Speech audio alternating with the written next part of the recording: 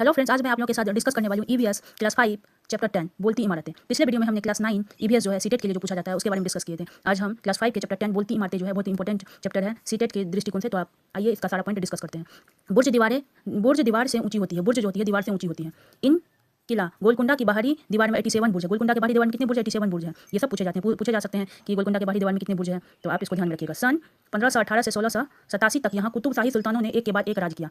यहाँ पे जो है इस किला पे कौन राज किया? कुतुबशाही सुल्तानों ने। ये भी इंपॉर्टेंट है, कई बार पूछा गया है। नक्शे में 1 सेंटीमीटर जमीन पर 110 दूरी दिखाता है। ये भी आप ध्यान में रखिएगा।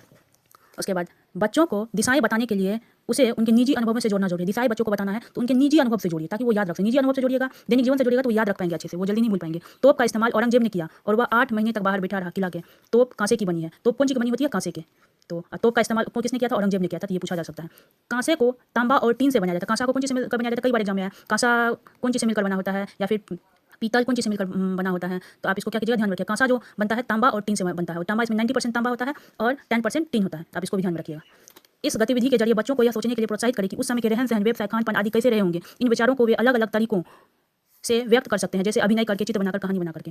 अब क्या कर सकते हैं, बच्चों को सोचने के लिए प्रोत्साहित करें कि पहले जमाने का रहन सहन कैसा था और अभी का रहन सहन कैसा है, दोनों में क्या अंतर है। पहले का खान पान कैसा था, अभी का खान पान कैसा है। पहले का व्यवसाय कैसा था, अभी का व्यवसाय कैसा है, क्या अंतर आया है। उसको बच्चे जो है अभिनय करके, रोल प्ले करके या चित्र बनाकर या कहानी बनाकर क्या कर सकते हैं, व्यक्त कर सकते हैं, प्रस्तुत कर सकते हैं।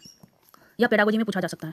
उसके बाद बच्चों को प्रोत्साहित करें कि वे अपने बड़े बूढ़ों और आसपास के लोगों से पुराने समय के बारे में बातचीत करें या इतिहास की समझ बनाने में सहयोगी रहेगा। बच्चे क्या करें, बच्चे को हमेशा प्रोत्साहित करना चाहिए कि बड़े बूढ़ों से जो पुराने समय की बातें करें ताकि इतिहास के बारे में वो जान सके, उन पर चर्चाएं करे, पहले के ज़माने में और अभी के टाइम में क्या अंतर है उनको समझ पाए। ये सब पेडागोजी का सेक्शन है। बच्चों से इतिहास के स्रोत के बारे में बात करें, जैसे कि नक्शे, चित्र, खुदाई से निकली चीज़ें, किताबें, दस्तावेज आदि। बच्चों से हम क्या कर सकते हैं, इतिहास के बारे में भी बात कर सकते हैं ताकि उनकी सोच विकसित हो, वो पुरानी चीज़ों के बारे में जान सके, अलग अलग प्रकार के नक्शे, चित्र, खुदाई की कहाँ से क्या मिला, तो अच्छा रहेगा।